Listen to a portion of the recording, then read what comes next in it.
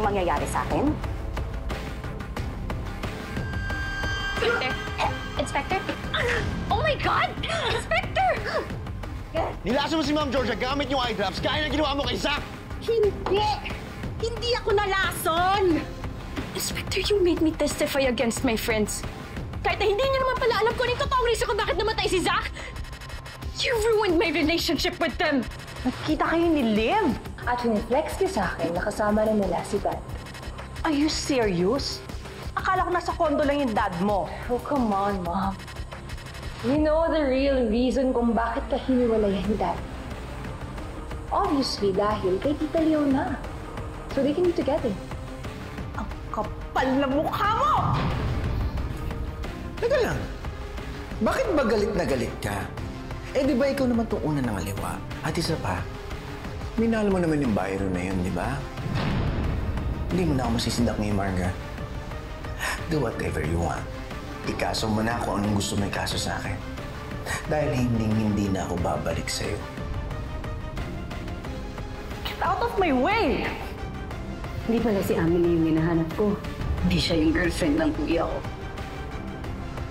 Kundi ikaw. Sabi mo, I don't know what you're talking about. Kahit ako nagugulat sa sinasabi ko ngayon. Ikaw, na nagmamaliit sa akin, sa aming lahat na mahihirap, ikaw yung girlfriend ng kuya ko? Hindi ka nga ba ako makarinig sa'yo? Hindi totoo mga sinasabi mo tungkol sa akin! Anong hindi totoo narinig ko kayo ni Sir Hector? Klarong-klaro yung sinabi niya. Nangaliwa ka. Tapos binoyfriend mo kuya ko. Pinagbintangan ko si Amelie, alam mo ba yun? Alam niya ba lahat to? Pinoproteksyonan ka ba niya? Tinatago niya ba to lahat sa akin? Alam to ni A? Walang alam si Amelie dahil wala akong ginagawang masama, so now let me go! Hindi ko alam kung anong nagustuhan sa'yo ng kuya ko. Pero kung totoong naging girlfriend ka niya, may alam ka sa pagkamatay niya. Anong alam mo? Yun lang naman yung gusto ko malaman kung anong nangyari sa kuya ko. Sinong kaaway niya? Sinong galit sa kanya? Sinong gagawa nun sa kanya? Anong totoong pagkamatay niya? Bakit talaga siya namatay? Ikaw ba? Ikaw ba pumatay kay kuya?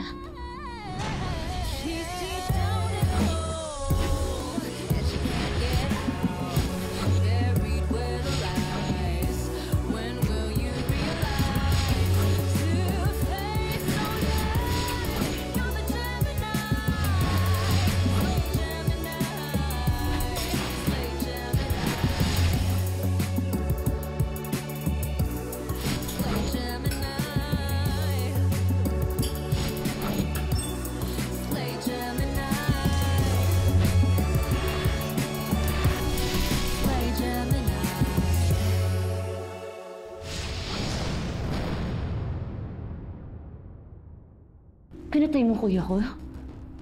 Bakit? Nasaktan ka sa kanya? Ano? Masyado mo siyang mahal?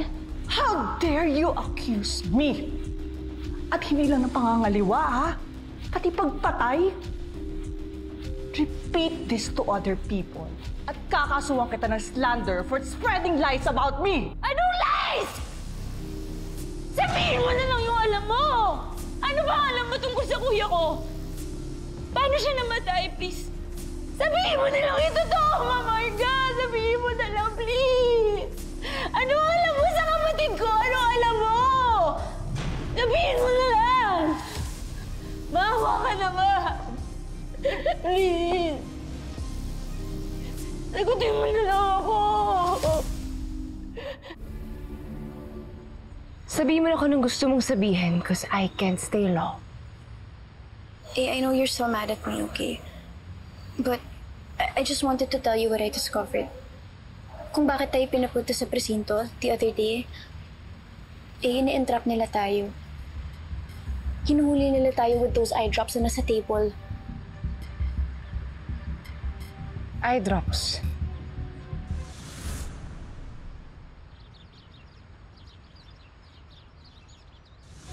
Yung sa interrogation room? So, paano ina-entrap? Zach didn't die because of the fire. He died because of eye drop poisoning.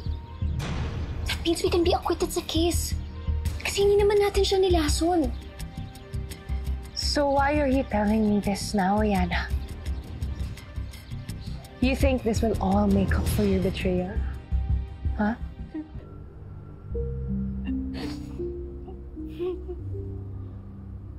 Gusto mo malaman yung totoo?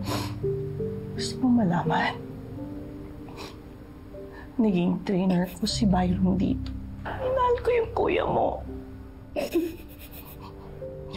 Napamahal na si Byron sa akin. Pero si Hector, pinagselosa niya si Byron. I had to stop going to the gym para lang matigil yung pagsiselos ng asawa ko. Hindi ko kayang patayin si Byron. Minahal ko siya. Pero si Hector, hindi niya pinakawalan yung galit niya sa amin ng kuya mo. Pinagbantaan niyang patayin si Byron.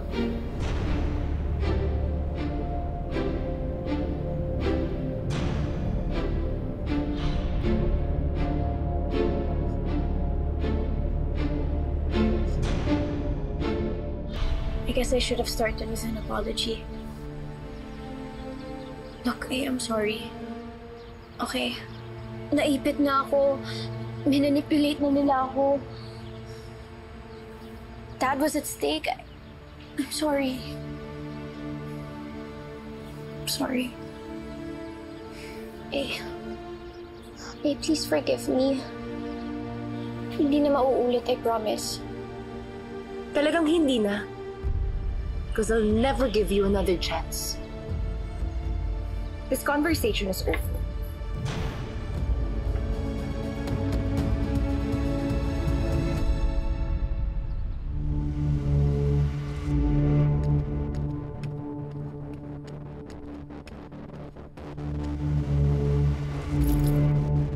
Marga, What do you want?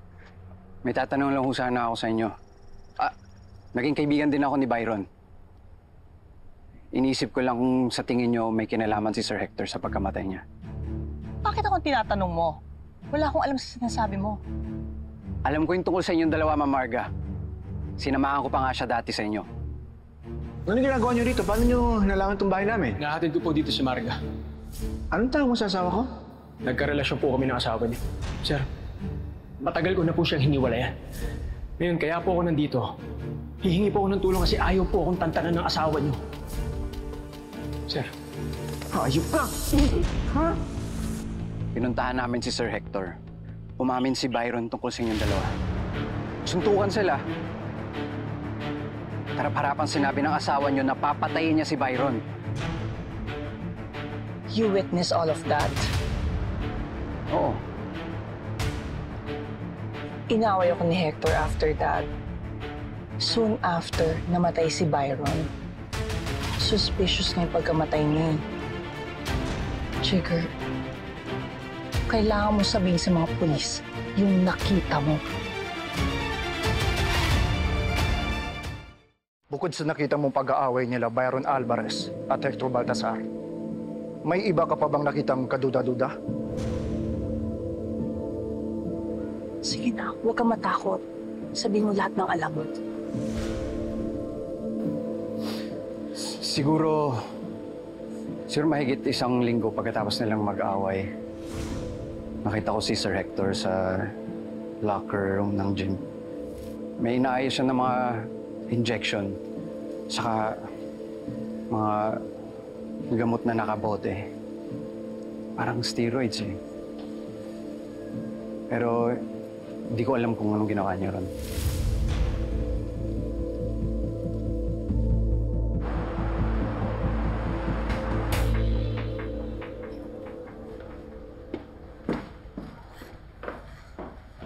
Sir Jigger, may gusto lang... Sorry po sa istorbo kasi tatanong ko lang po kung... Di ba dati po yung kuya ko nag-trainer dito, rumaraket siya? Byron? Opo. Bakit? Naging client ba niya si Ma'am Marca? Yung mami ni A?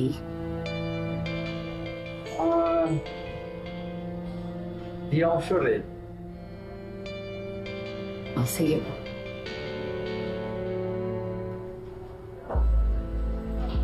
Mga sir, meron kaming waran to search the premises. Dalhin mo ako sa locker ni Hector Baltasar. Si Sir Hector? Bakit po? May nakuha kaming tip na may kinalaman sa pagpatay ni Byron Alvarez. Punta tayo sa locker.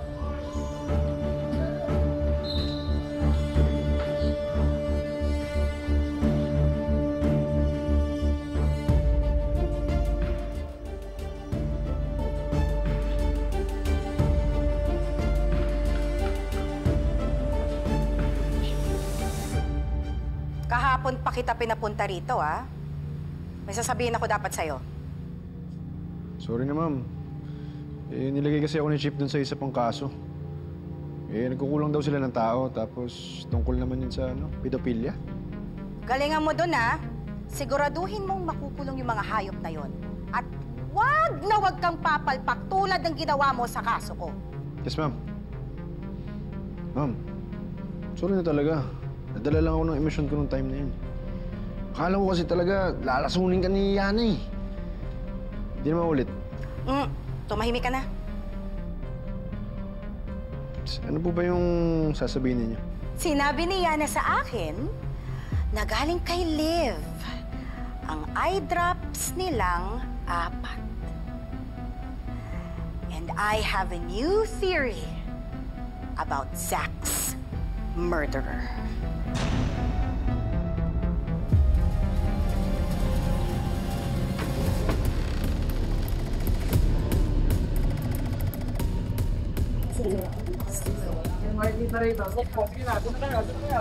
Sandali. Sandali. Sandali lang ba? Kapatid ko si Byron! May karapatan ako. Malaman ko anong nangyayari dito. Hindi po sumasagot si Sir Hector eh. May warrant kami. Pwede namin buksan niya kahit wala siya. Sige, buksan mo.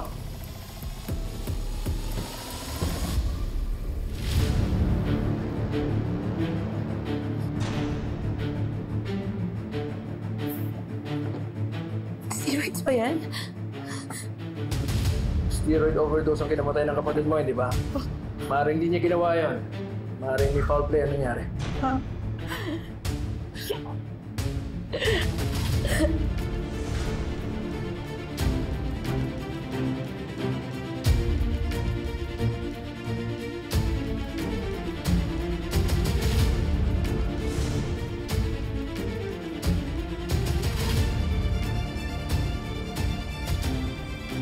There are many ways to hide truth, but one thing is almost certain. Kahit anong tago mo, lalabas at lalabas pa rin ang totoo.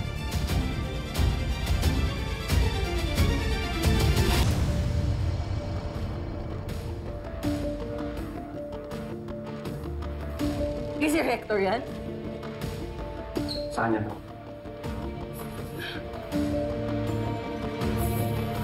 Nakakalakiya siya! Alam mo kung sino siya mabait! Demonyo siya! Demonyo siya! Demonyo siya! Demonyo siya! Sabi natin niya yung kuya ko! Kahit may ginawa siya mali, hindi niya deserve yun. Kahit nakipagrelasyon siya sa may asawa, hindi niya deserve na mamatay siya dahil doon. Huwag ka mag-alala. Marami mga tao namin din. Para hulihin si Hector Baltasar. Wala na siya sa bahay niya. Naghiwalay na sila ng asawa niya. Wala na siya sa bahay niya. Wala na siya doon. Kung kailangan namin suyurin lahat ng properties niya, gagawin namin. Makita lang namin siya. Totoo pala yung kasabihan na don't judge a book by its cover. Dahil hindi lahat ng magandang pinapakita sa'yo ay totoo. Tapos na ako kumain, anak. Ang dami mo na pinapakain sa akin, anak. Teka lang. Yung iba dyan, Sayang naman yung mamamatay tao na sa'yo. ko niyan. Papa naman eh. Eh, syempre, minsan lang kita may pagluto ng breakfast, no?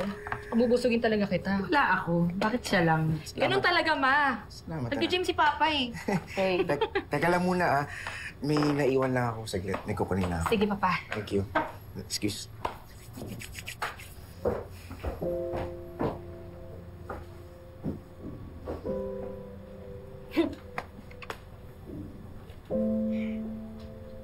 Nak,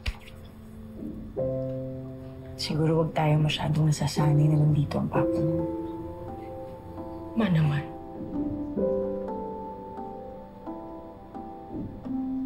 Naisip ko lang kasi, alam mo, legal pa rin yung kasal nila ni Marga eh. Mag-asawa pa rin sila. Kahit anong sabihin ng papa mo, basta legal silang mag-asawa, wala tayong panghahawakan. Alam ko naman yun, ma. Pero, hindi po pwedeng umasa.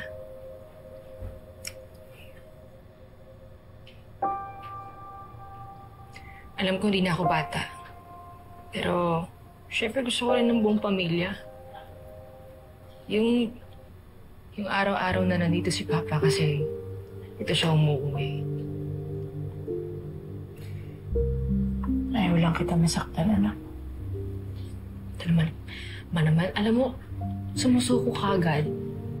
May karapatan din naman tayo sa kanya eh. Tayong naunay, di ba? Hindi mo lang ba din naiisip, anak, na kapag kinuha natin ang papa mo,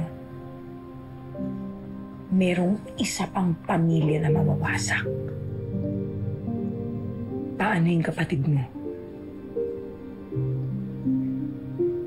Naisip ko rin naman yun, May. Naawa din ako kay Emily. Yung tagal din naman nilang kasama si Papa eh.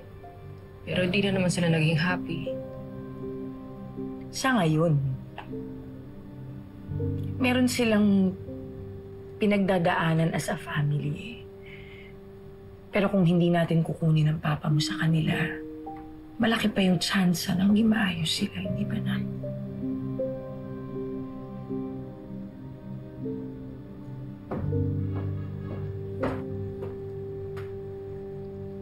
Nak, salamat talaga sa effort mo, ha?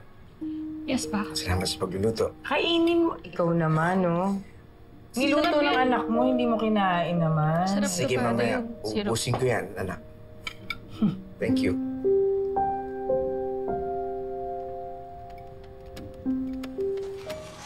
Araw-araw nandito si Sir Hector simula maghiwalay sila ni Ma'am Marga.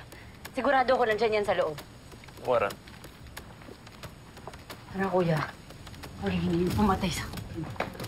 Jen, pumasok kayo dyan. Sugar. Sugar? Hey, Sugar. Sige, pumasok kayo. Ano to? Ba't kami kasama ang mga polis? Tignan nyo na ako nandyan! Sugar, ano? Idala kaming warrant to arrest kay Hector Baltasar. Wala akong pakialam ko anong dala nyo. Ano to? Teka lang, bakit siya arestuhin? Ano bang ginawa niya? Ano to? Sabi mo sa akin! Si Sir Hector pumatay kay Kuya Byron. Sugar, naloloka ka na ba? Ano yung pinagsasasabi mo? May ebidensya, tita. Nakita lahat sa locker niya. Sinaksakan niya ng steroids yung kuya ko. Kaya siya na-overdose.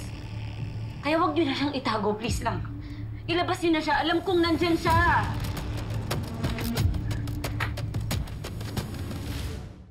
Very good.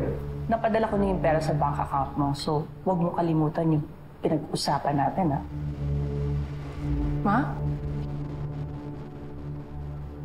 Who's that? Who are you talking to? Are you paying for something? Bakit ba ang dami mong tanong? What I do with my money is none of your business. Ma? Mrs. Margarita Baltasar, Yes, officer. may warrant of arrest po kami para sa asawa niyo na si Hector Baltasar. What? No. Sinabi ko naman kasi sa inyo, wala si Hector dito. Umalis na siya kanina bago pa kayo dumating. Pasensya na po. Ginagawa lang po namin ang trabaho na. Yuso ba? Pakisabi na lang sumuko na lang siya para marinig namin yung panig niya. Sige, tutuloy na kami. Liv, sabihin mo na lang nasan papa mo. Please. Not after what you did. You just led the policeman here. How could you? Tatay mo yung unang may ginawa sa pamilya ko. Pinatay niya yung kapatid ko. Sandali lang. Sugar, bago ka magbintang kung ano sinasabi mo dyan, bakit gagawin ni Hector yun sa kuya mo? Bakit? Dahil kay Marga. Nagkarelasyon sila ng kapatid ko. Nalaman yun ni Sir Hector, kaya niya pinatay yung kapatid ko. You need to stop lying, Sugar. Kahit ano pa ginawa ng kuya mo, hindi magagawa yun ng papa ko. He's not a killer. Sigurado ka, Liv? Gaano mo ba kakilala yung papa mo? Di mo naman siya kasama lumaki, di ba? Di mo alam kung anong tinatago niya. Mamamatay tao.